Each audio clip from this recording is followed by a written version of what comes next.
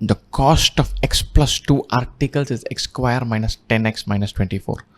The cost of each article is, the cost of 4 articles is 20.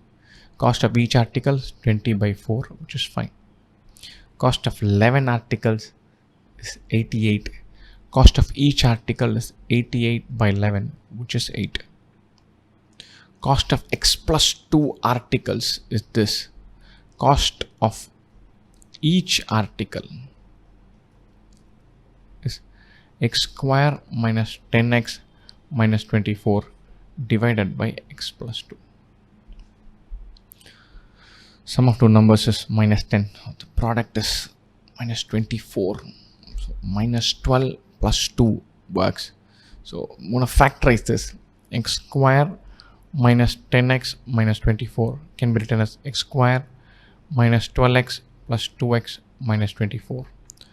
X into x minus 12 plus 2 into x minus 12.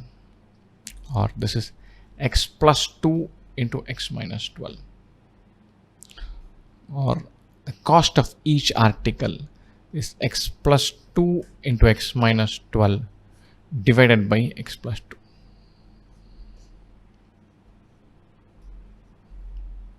Or the answer is x minus 12. The x plus 2 gets cancelled.